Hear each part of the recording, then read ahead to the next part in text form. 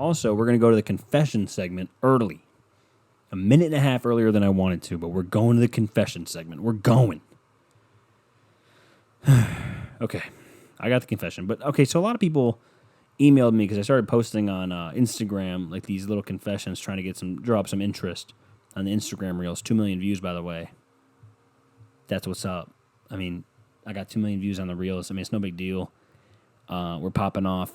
Whatever. I'm not going to gloat. You know what I mean? But I'm going to gloat. But I'm not going to gloat. But I'm going to gloat. You know what I mean? But so what I'm saying is, I started reading some of the more tame confessions, and then hopefully people would email more in. So I have a few here. But at first, I wanted to give you my confession. Right? So this is the confession segment. If you don't understand what I'm doing, it's very simple, right? I have an email account for the podcast, ryanwoodspod@gmail.com. You email in your confession, whether it's very embarrassing, whether it's very trivial, or whether it's just something you wanted to get off your chest, that you wanted to confess to me. You can make a fake email. I don't care. I just need content, so that's why I do this. So the idea behind it was, hey, look, I'm a Catholic guy. Catholics love knowing other people's business. Explain the confession. Explain that. Tell me, it's what is that? Anonymous. Like the snapping. I learned how to do that last year. That's how I spent my quarantine. I learned how to snap. But anyways, they tell you it's anonymous, but this is truly anonymous. I don't care who you are. I just need the content. I need to fill up this time. You understand? So, you understand? I'm doing this. This is completely self-serving. But I'm a Catholic, so the confession segment, I'm like, listen, I love knowing people's business. Give me the confessions, right? Some are very trivial. Some, like, they threw a cigarette butt to a duck and they ate it and they feel bad about it, which is fine. Mine is actually really funny. I was walking home from school in 11th grade. And I was walking home with two people, my friend Ciro and this other kid, Danny was his name. And we'd walk home from school, and we're walking by this convenience store. And Ciro was he's on the other side of the street now because his house is on that side of the street. And that's where he would cross. So we're throwing stuff back and forth. So I pick up this piece of blacktop because they were redoing the ground, the road, they call it. So I picked this piece of blacktop up. It was big, like the size of my hand, and then imagine it all like jagged. So I threw it at him. Why? Dumb.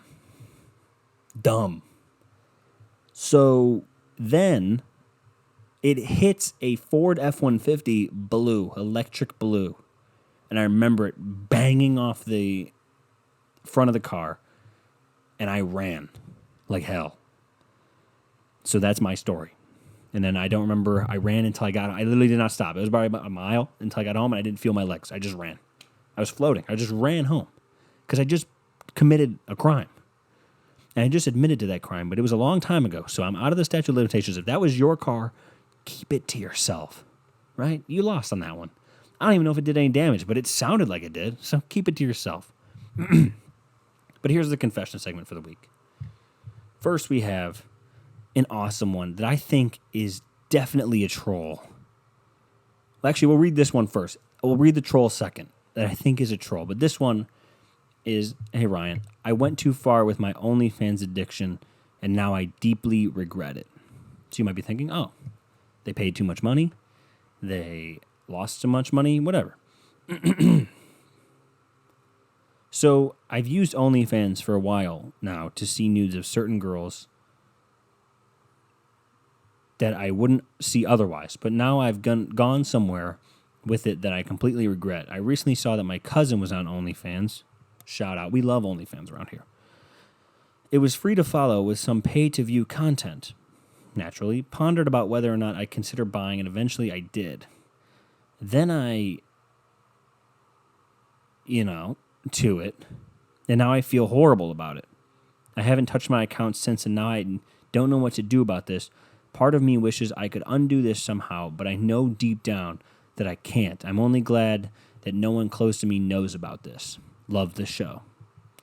So here's you don't ask for advice in this segment. I don't like to give you advice, but I'll give you some advice.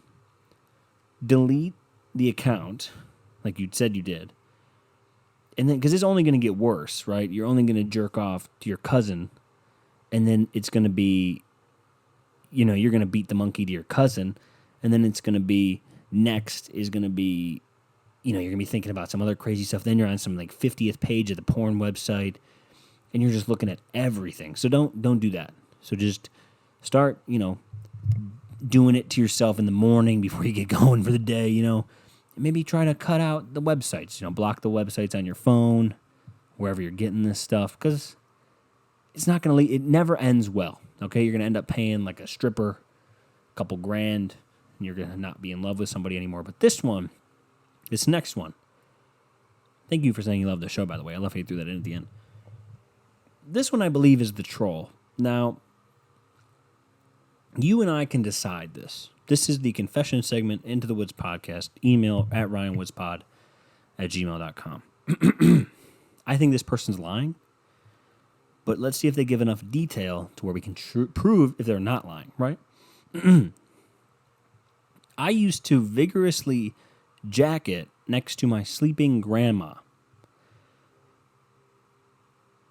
Up to the age of 13-ish or 14, I slept in the same bed as my grandma.